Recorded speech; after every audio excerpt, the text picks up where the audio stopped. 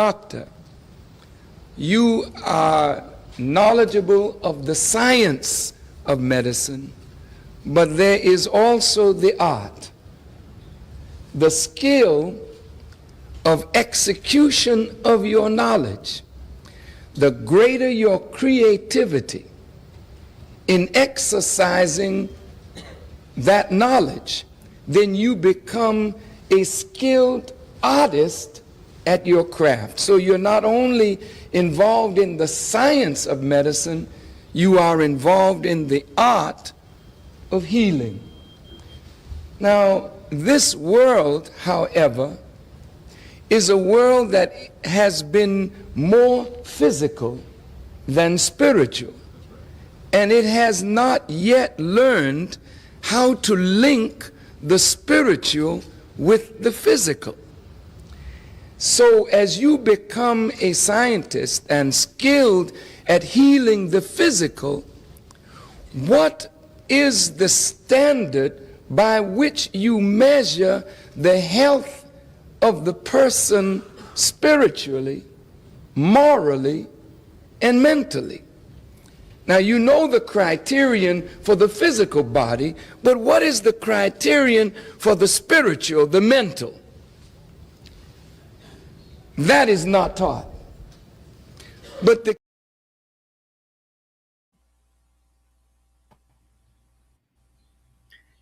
Thank you and welcome to the episodes of How to Save Lives. It's a part of the Closing the Gap broadcast network, and we are back. We have been off air for just a little while, but we are back. And today's topic is vaccines in the new world. I'd like to start by reading a bio of Mr. Victor Muhammad, who has been a guest on How to Save Lives a few times, but I'd like to reacquaint everyone with Mr. Muhammad's his experience and expertise. Mr. Victor Muhammad is a biomedical and agricultural research scientist with 38 years of experience and expertise in the creation, development, and management of laboratory and research programs. He has developed a landmark immunotherapy product which has caused the notable serodeconversion of an HIV patient publicly announced at the 1995 Million Man March. He has worked for various prestigious university research departments, such as Johns Hopkins University School of Medicine, Howard University School of Medicine, and Florida A&M, as well as the United States Department of Agriculture, the USDA, and the National Institutes of Health, NIH. He is the CEO of LSOW, Life Sciences of Washington, and Maida Farms and the VM Health Group. I'd like to welcome our guest today, our special guest today, Mr. Victor Muhammad. I can't hear you. Okay. You did something. I could hear you for a minute, but then it cut off. Can you hear me now? Yes, I can hear you. Thank you very much for having us on the program today. It is an honor and a pleasure always to come before you and your audience, because we know the time and must done, and therefore we must act accordingly with that time, that we may not be losers in that time. So thank you. You're welcome. Okay, so today, let's get right into the topic on vaccines. And the topic today is actually vaccinations in the new world. So many of us know or are acquainted with vaccinations that are required. And so I'd like to, I'd like to have you to start us off, Mr. Muhammad. Why the topic vaccines in the new world? What's wrong with vaccines in the world we have right now?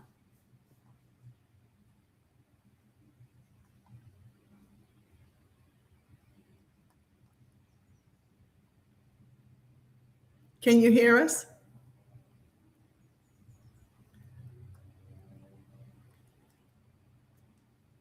Can you hear us? Can you hear me?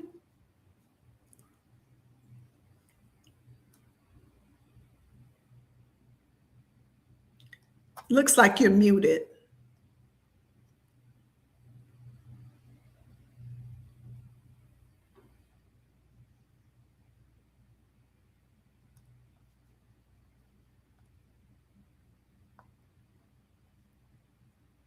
Okay. And you're frozen, maybe. Okay. Okay. Can you hear me now? Looks like your bandwidth, you're freezing just a little bit.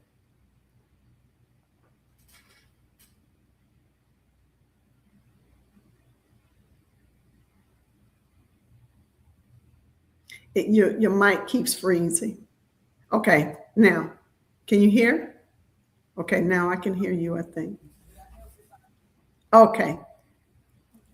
All right. I can hear your background now. So I asked the question. Oh, wow. Okay. Well, all right. Let's see. Okay, can you hear me, Dr. Muhammad? Yes, I can. Okay, sorry about that.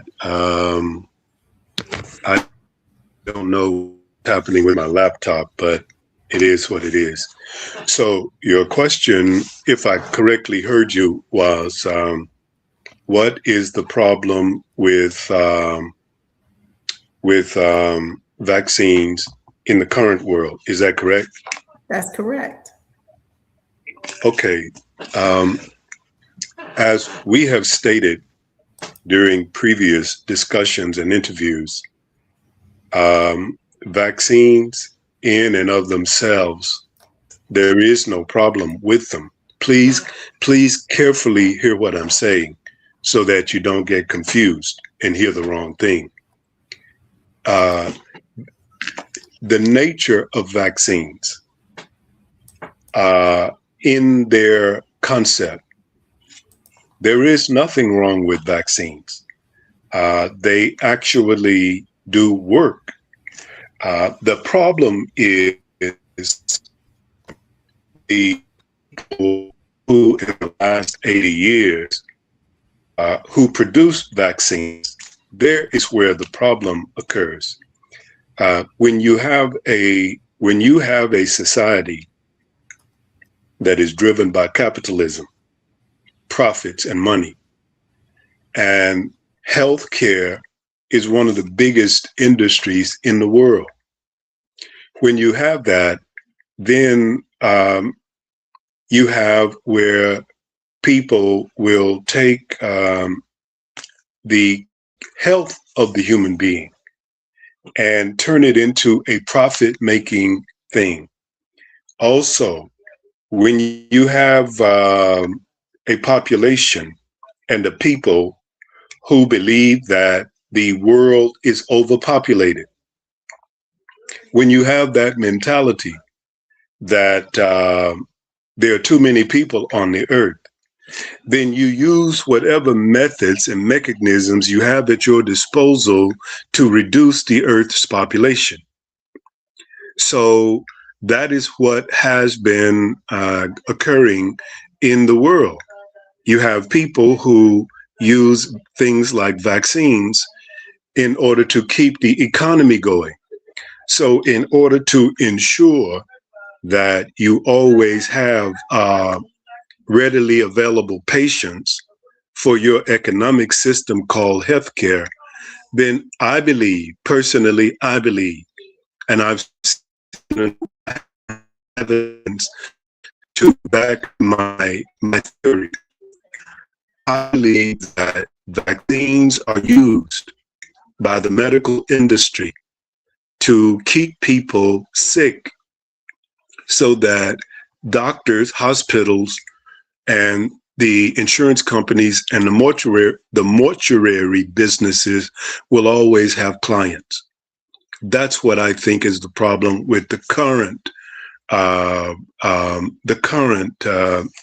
system of vaccinations.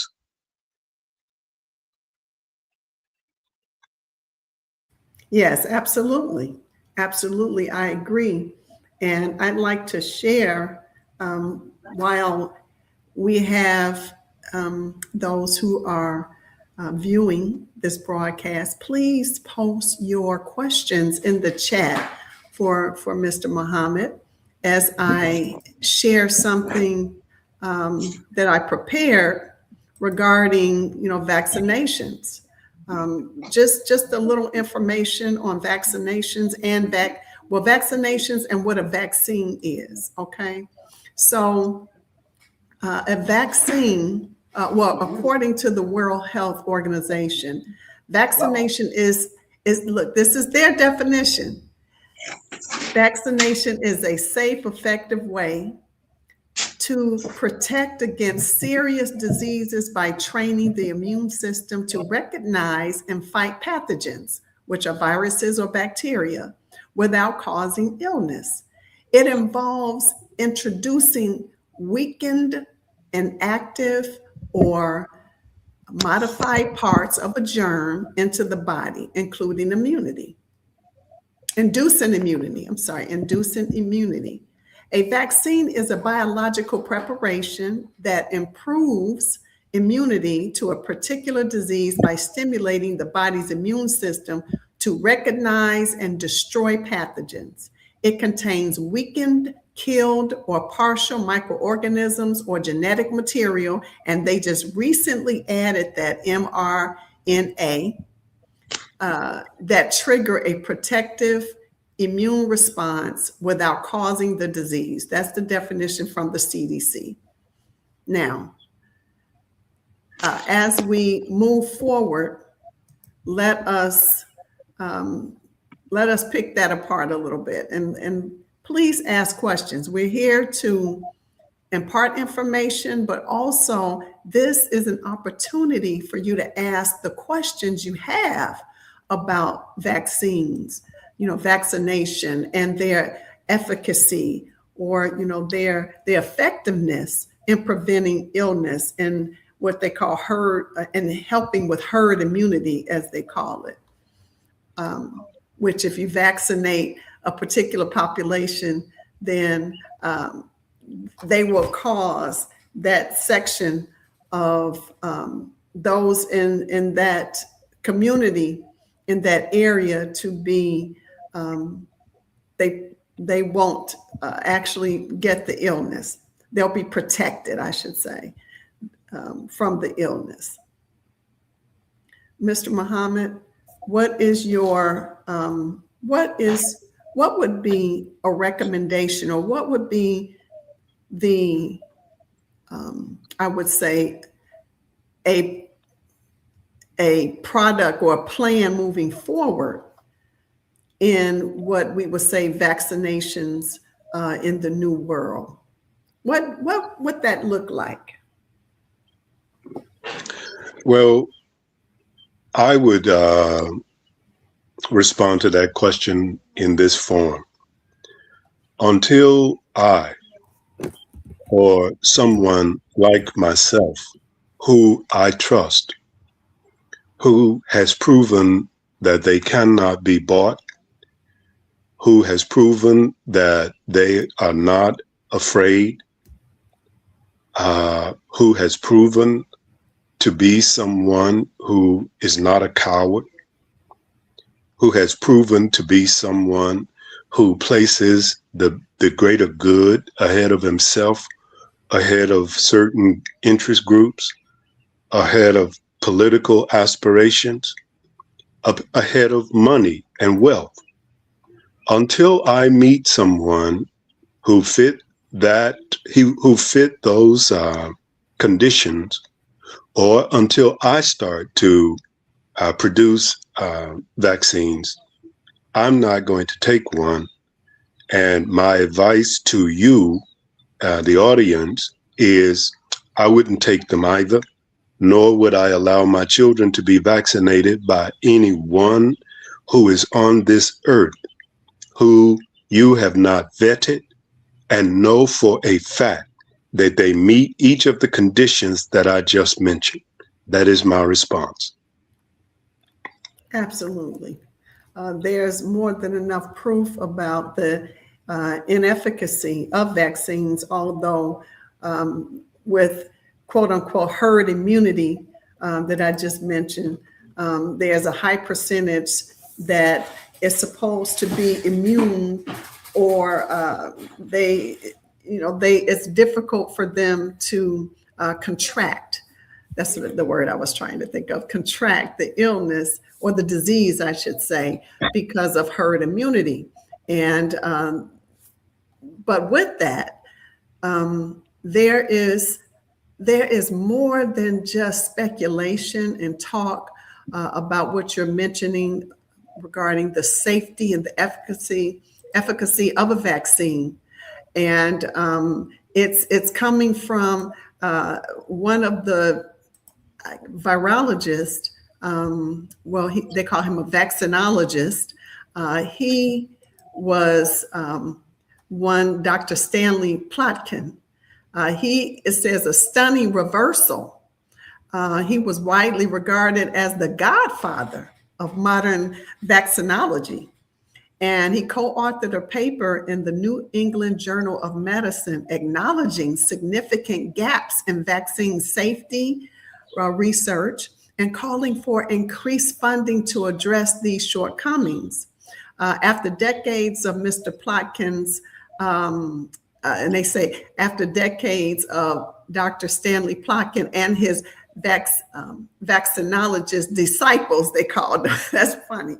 The disciples, because they were just hell-bent on the efficacy and the safety of vaccines. But they insisted those vaccines were most well-studied. They were the most well-studied products on the planet. And they just penned an article admitting precisely the opposite. So they admitted that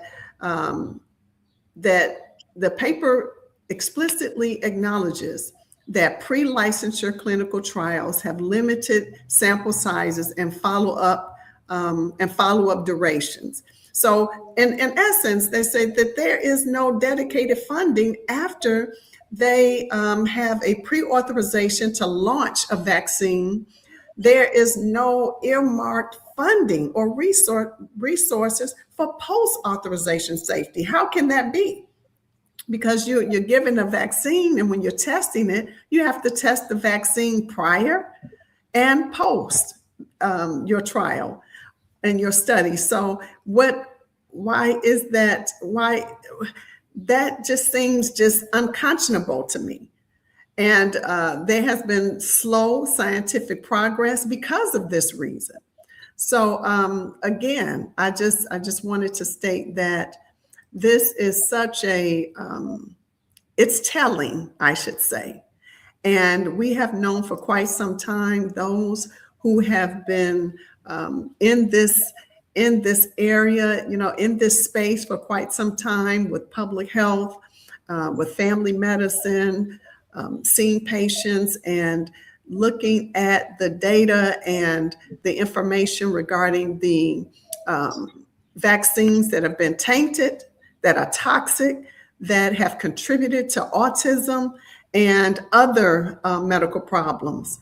I have a list of those, but I'll just right now just offer that we just impart those of us who are conscious, those of us who are trusting, those of us whom you can trust to give you the right information to say, no, don't take don't take this vaccine, don't take that vaccine. And the information is available for you to actually look up. It just requires someone to research it, someone to look it up, someone to look for the information. And I know that, we're not scientists and we don't look into things the way we should, but it is really simple these days to find the information. And some of the information is very damning and telling about those safety the safety issues of vaccines that they have long said were safe, and they helped with decreasing people from getting certain illnesses and diseases, but that is not the truth. And it's in the paper that I just revealed. So, Mr. Muhammad, you mentioned that unless you yourself would make the vaccines, if there isn't someone else whom you trust would make those vaccines, you mentioned that you could make those vaccines. So I understand that you know how to make vaccines, correct? Yes, ma'am. I know how to make vaccines. I know how to make antibodies. I know genetic engineering, so I can make an organism that never existed before. These are not complicated things to do.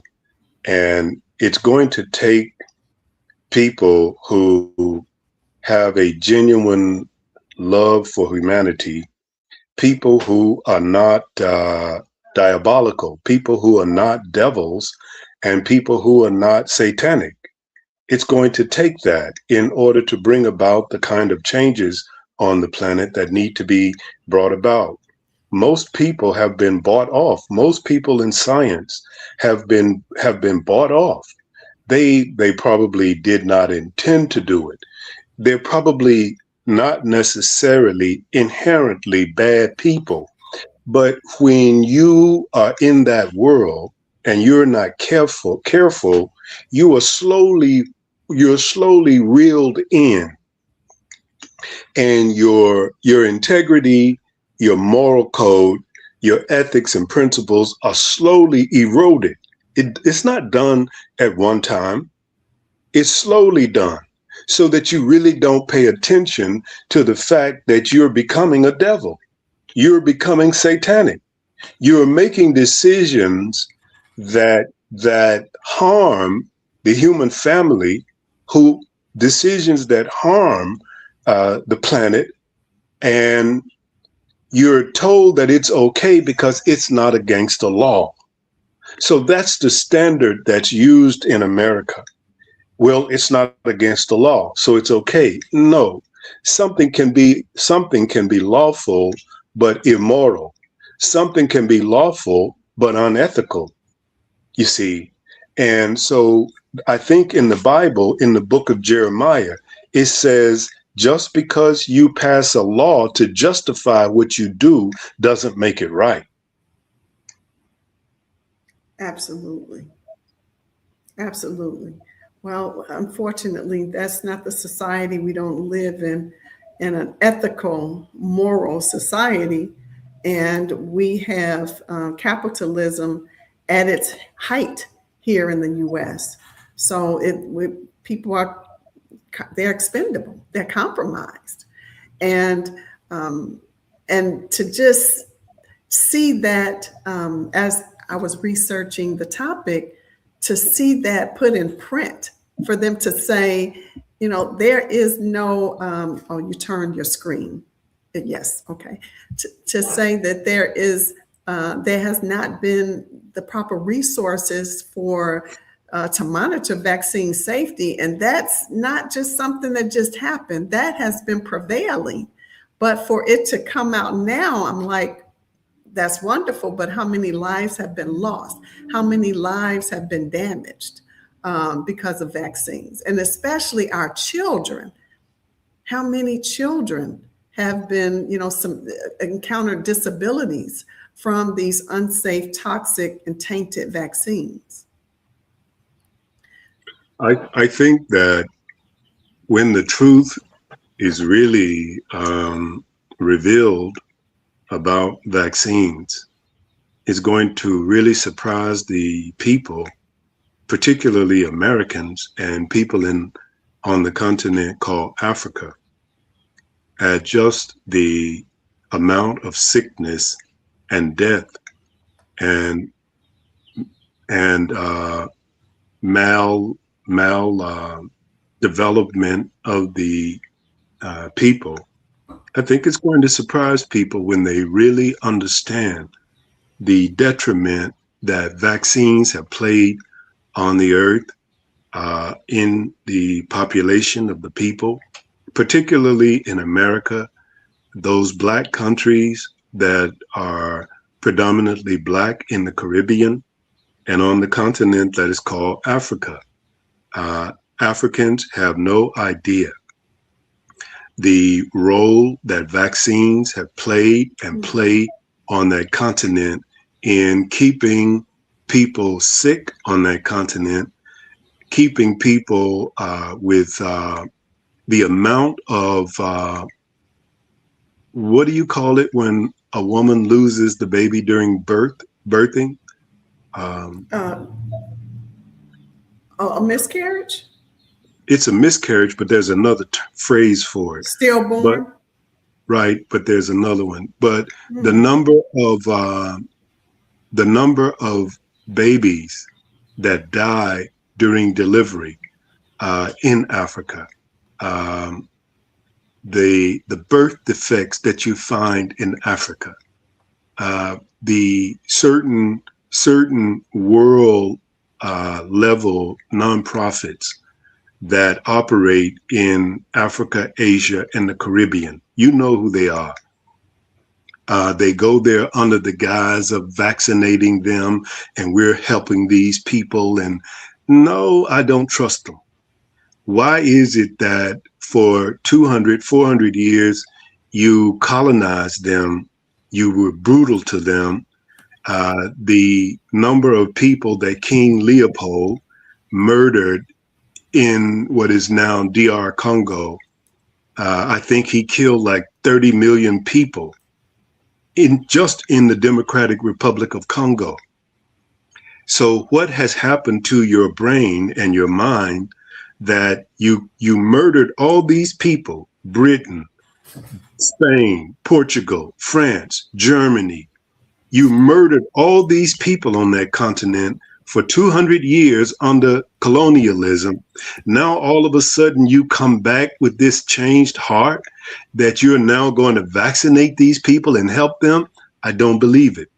And if any Africans can hear me, if I were you, I would not take vaccinations and I would not give them to my children. And any consequences that the government want to impose on you for not taking it, then you take the consequences. But I wouldn't take the vaccines and I would not give them to my children, because I'm going to go out say something. Caucasian people do not come in and help Black people. If you want to fall for that, you can do it. It's your prerogative. But my advice to you is don't do it. Thank you. Thank you. Someone listed SIDS, but SIDS, that's called sudden infant death syndrome. So right. That's postpartum. Right. That's postpartum. That's not interpartum. But that is a very good point, because there have been several vaccines that have been initiated and conducted on the continent of Africa.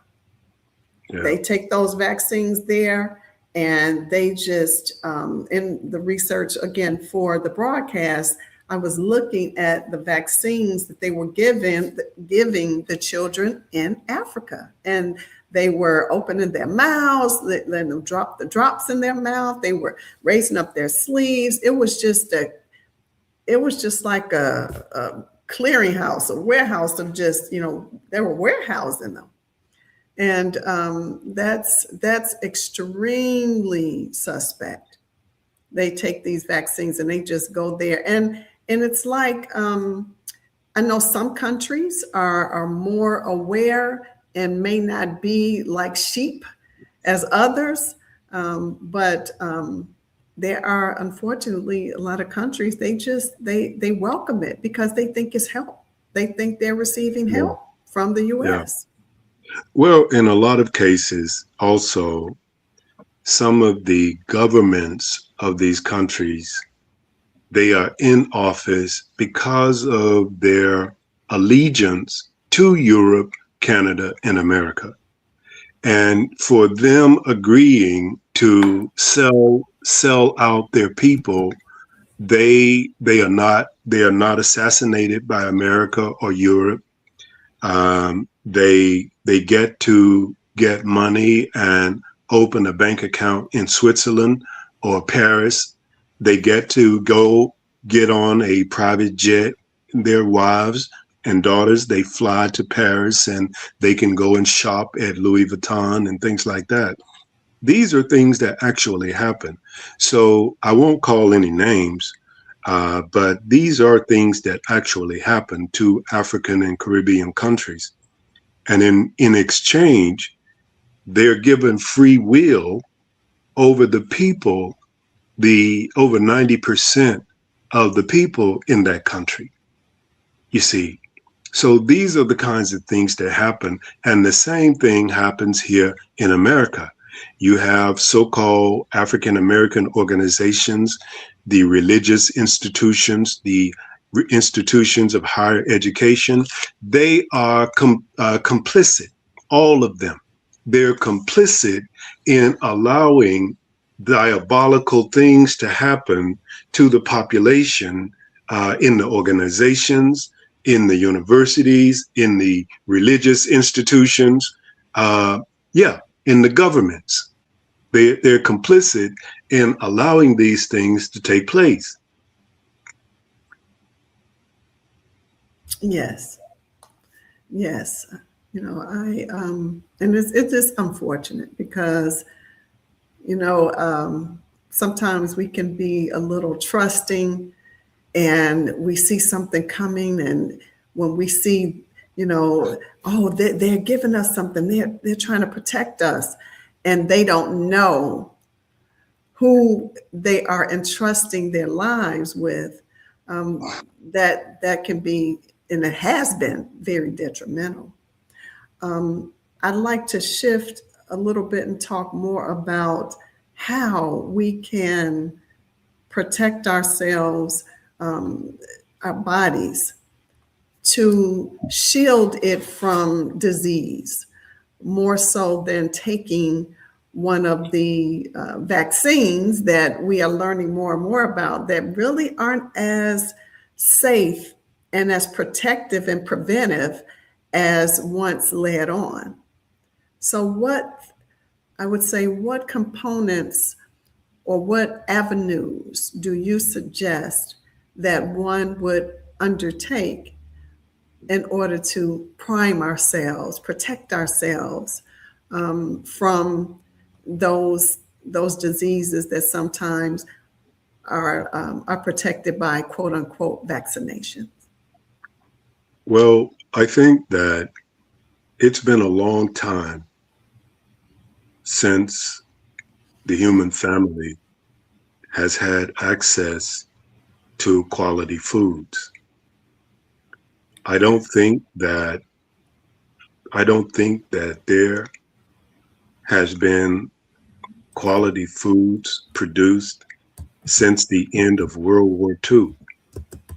Some of the same chemicals, machinery, substances that were produced during World War I and World War II were transferred into the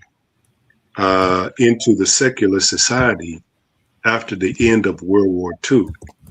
So now since World War II, we have chemicals, herbicides, pesticides, biologicals that were used as warfare now have been involved in the venues of the human family, the human being, since the end of World War II. So now, what can we do? The best thing that I can think that we can do is begin to produce our own food. You, I have a program where I train people to grow their own food without using traditional Western agricultural practices. That's the only thing that I can see to turn the corner on overcoming infection and disease. Your body cannot adequately fight disease without proper nourishment. It can't. And there has been too much money invested in the appearance of food. That's right. And as a result, you have pretty food now. You know, you have pretty apples and pretty peaches and pretty nectarines and the nice black shiny eggplants and the nice long beautiful cucumbers that are 2 feet long. Yes. You know, so there is a price that you are paying with your health by consuming these fruits and vegetables that have been developed for their appearance, not their quality. And you are suffering today because you're eating pretty fruit, pretty vegetables that have no nutritional value. You're eating chicken. The chickens that are being marketed, the Cornish cross, that's the white chicken that is produced commercially all over the world. That chicken has no quality to it. It doesn't taste good. When you eat the chicken, you're eating the marinade that was placed on the chicken overnight before they put it in the fryer or the broiler or the barbecue. You're eating the barbecue sauce. You're not eating, you don't taste the chicken. Because the chicken is number one, when it was being developed as a commercial entity, all of what is called hybrid vigor, that's what makes an organism disease resistant. That's what makes it tough. That's why you can get a Mustang out of Colorado, a Mustang horse out of Colorado, ride him in the mountains, ride him anywhere. You can get him for free.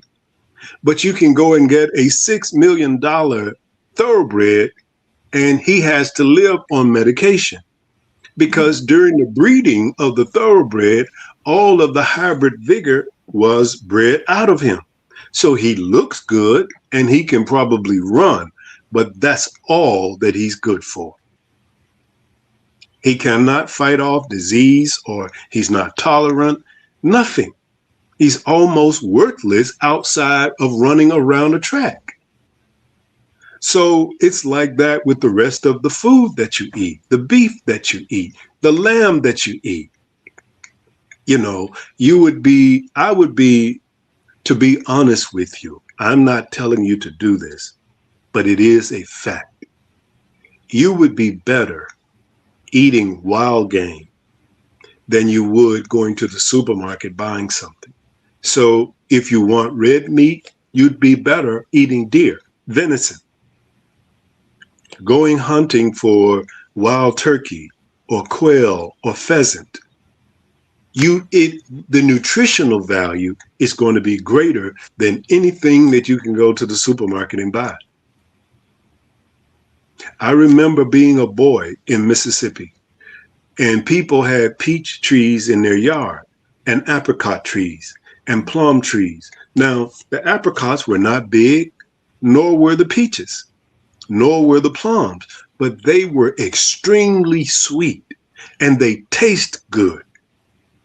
So why is it that when you go to the supermarket and buy those huge nectarines and peaches and plums, they taste like sweet, like you took a bottle of water, put sugar in it and drank it? That's what they taste like. Why?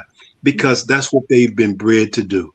They've been bred to be pretty and they've been bred to be sweet. Eat a watermelon today. They don't taste like watermelons 40 years ago. 40 years ago, you could come into a room where someone had cut a watermelon and the entire house was fumigated with the smell of that watermelon. You could smell it all over the house.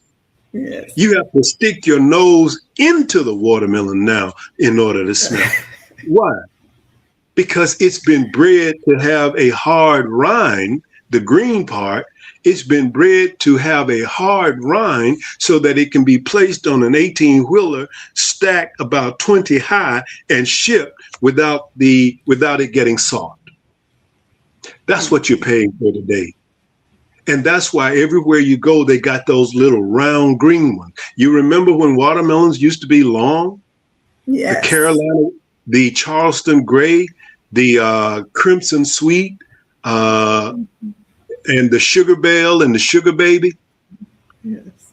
You can't even find them today. Why don't they sell those in the market? You can't ship them, you see. Yes. So everything in America and the West is about economics. Now, European countries and Canada, they're not as bad as America. America really doesn't give a damn about your health. But European countries, France, Italy, Germany, Canada, they have guidelines and regulations on food. So they're still bad, but they're not as bad as America. America doesn't give a damn. America is about economics, the economy, finance, and business. America is a 2,000 by 3,000 square mile supermarket. That's all that it is. Mm-hmm.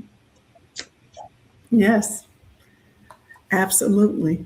Well, there should be some stimulating conversations that are had or that the viewers should have, and questions that they should have, because that's quite a bit of information. It's real information. Do you offer, are you offering classes on a consistent basis, continually, or it's okay? And so I'd like to post the information regarding the classes. How can one enroll or take your online course? I'll be starting 3 classes toward the end of this month, God willing. One will be a biochemistry course tailored for people who want to go into agriculture and people who want to go into the medical and biological sciences. It's a college level biochemistry course. It's a 300 and 400 level biochemistry course. I'll be teaching another course in anatomy and physiology of animals.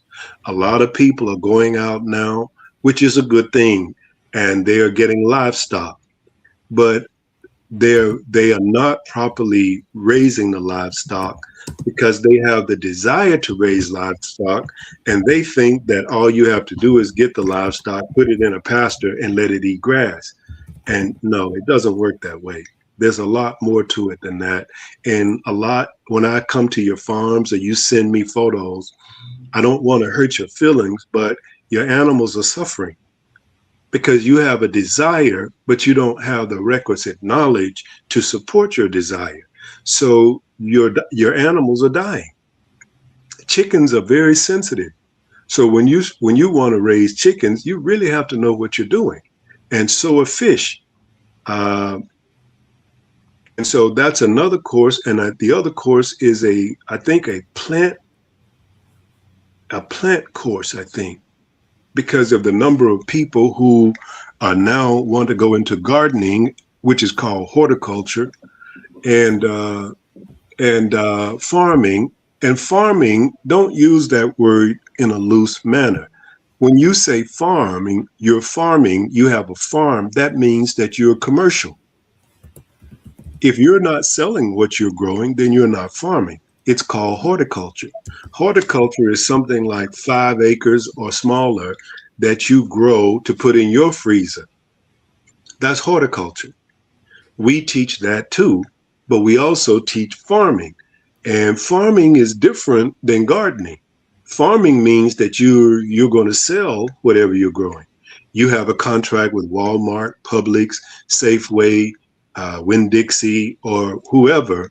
You have a contract, and you're supposed to deliver uh, 300 metric tons of watermelons on July 1, 2026. That's farming. Yes. Yes. So I'm tomorrow. I will publish the the um, the advertisement for those classes. They were sent out in December, but I will resend them tomorrow, God willing. So I'm posting some of them now for people the viewers to take note. So that's the first one, the college level biochemistry course. And then we have an anatomy and physiology of animals. And then the last one is a horticulture. A plant science. Yeah. Oh, plant science. okay. All right. And I have a question for you. Someone finally asked a question. Assalamu alaikum. What is a meal like for Brother Victor? What are 5 foods we should eat for better health? Well, when I do eat, I don't eat every day. I think I probably eat about 3 times a week. And when I do sit and eat, I will generally eat salmon or whiting. But before that, I will break my fast with either yogurt or a piece of fruit. And then I will eat about 3 or 4 slices of all whole wheat toast. Generally, the toast will have butter on it, not some other spread. I don't eat anything that doesn't come out of an animal. So if it didn't come out of an animal, I'm not putting it on my bread because, I'm not doing it. And then I'll place honey or jam or a preserve on the bread.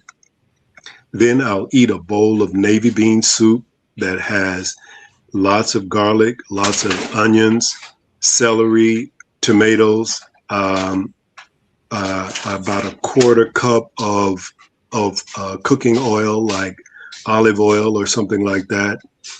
And then I'll have brown rice, whiting or salmon, maybe corn, broccoli, cauliflower, and I'll top it off with, sometimes I'll eat a pint of Haagen-Dazs or Ben & Jerry's ice cream. I drink ginger ale and or apple juice and water. Those are in coffee in the morning. But those are the only things that you'll find me drinking. And that's a typical meal for me. And nothing in that is fattening except the ice cream. So you don't want to eat ice cream every day. And if you're already overweight, then don't even eat the ice cream. And none of that is fattening.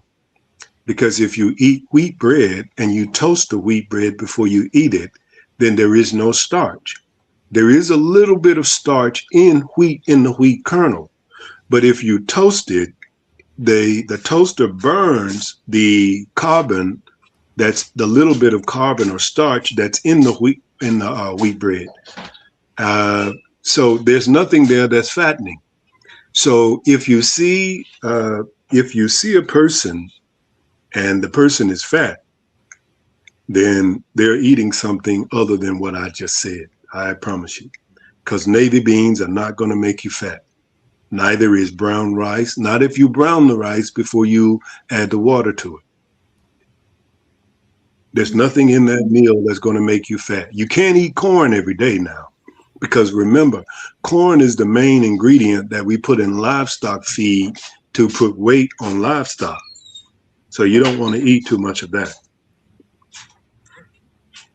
Okay, thank you. Thank you for that. So, as we are rounding out, we have a few minutes before we close out. I wanted to um, go over the immunotherapy products that I wanted you to mention as a second to the food. You know, we absolutely we want the best food, but then there are products, the immunotherapy products that you have developed that can help tremendously with the immune system and with bacterial infections. Can you tell us a little about that? Sure.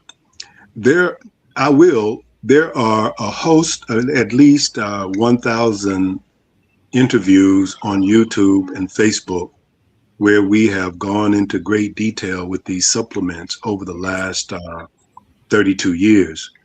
But the ImmunoBoost 100 is the original product that was developed back in October 1994 as a treatment for HIV/AIDS. It was developed for viral infections.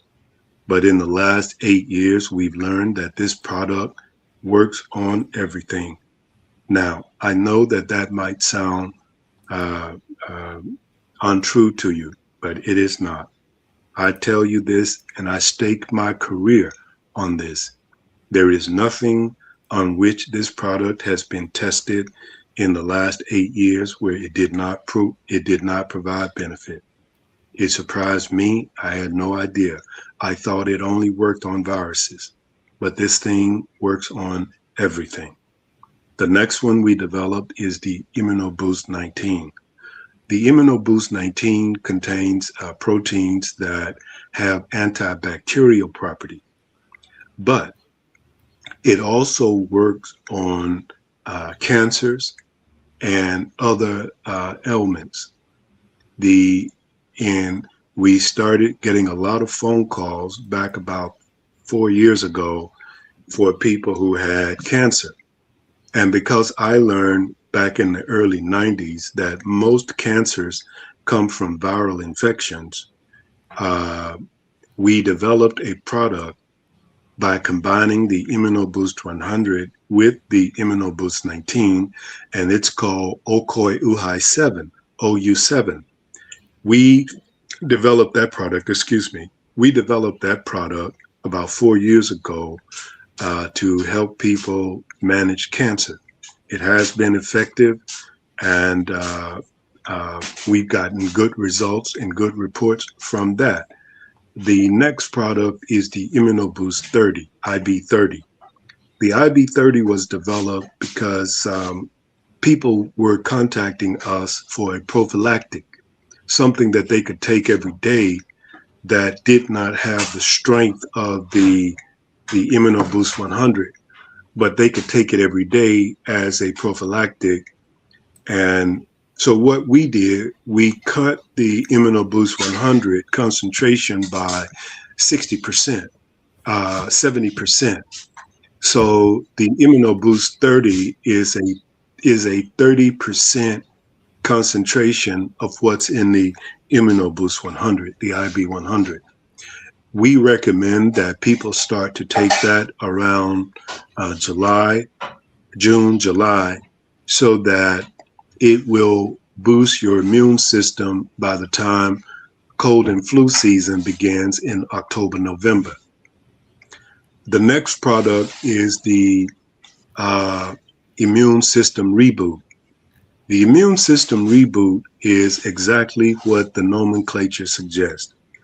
We believe that because of vaccines, vaccinations, immunizations, and flu shots, that the American people immune system has been purposefully compromised. We believe that. I believe that. And I live by that belief. So we developed this product to those who want to begin the process of rebuilding their immune system. This product is designed to do that. We have another product called Pitbull Lightning. About 4 or 5 years ago, we began getting phone calls and inquiries from men, black men, and that really surprised me. who were having erectile dysfunction problems. And I do not believe in Cialis or Viagra. I don't. I would. I would not recommend anyone taking those because of the side effects, and they do not correct the underlying problems. I don't want to say too much on this matter because I've noticed that the people who market these products have been using some of the same language that I use during interviews. They've been taking my language and my product and marketing their products with the same language that I use in interviews. So I don't want to say too much about it. But what this product does, the Pitbull Lightning, it addresses the underlying issues that brought about ED. See, there are problems that Cialis and Viagra don't address the problem. They don't address the underlying cause of ED. They just give you something that works like a brake line or a transmission line in a car. Same thing, a hydraulic line. That's what they do. And the last one is the Sahara Nights. Again, we got a lot of inquiries about people who had sleep problems. So we developed a product about 3 or 4 years ago called Sahara Nights. What Sahara Nights does is it addresses the underlying cause of sleep problems. It's not a tranquilizer. It's not a drug. It doesn't put you to sleep. It addresses the issues that cause you not to be able to sleep. So if you're interested in any of those products or more information, you can contact us at the number on the screen or the email on the screen. You can also go to YouTube and Facebook. Just type in my name or Dr. Muhammad's website, and you can find these interviews that go back 32 years. Wonderful. Thank you very much. I wanted to make sure we ended with some constructive information, something that can be helpful to help those who need a boost to their immunity. They're helping their immune system. They may be taking a lot of medications, have some chronic medical problems, and need that additional assistance from a natural, effective immunotherapy product. Mm-hmm. Well, thank you again, Mr. Muhammad. It's been a pleasure as always. I always learn something. I love getting the information that you impart to us, the truth, and straight no chaser, as they say. That is always refreshing. We look forward to having you again really soon. And again, and this person, I want to show this, they said, excellent, Ms. Myra Muhammad, excellent information. Thanks for sharing, beloveds. You're very welcome, Brother Myron. Okay, so I'd like to close us out and offer everyone who is viewing to please check you can check my Facebook page. I have two, Patrice Muhammad. The other one is Health at its Best, so that we can get the schedules of the courses that Mr. Victor Muhammad will be posting very shortly. The information is worth your while. The education in those areas is definitely worth your while, and it will help to elevate the overall health and wellness of our communities. Thank you again. Thank you, Mr. Muhammad, and we look forward to having you again very soon. Okay. Peace and good night, everyone.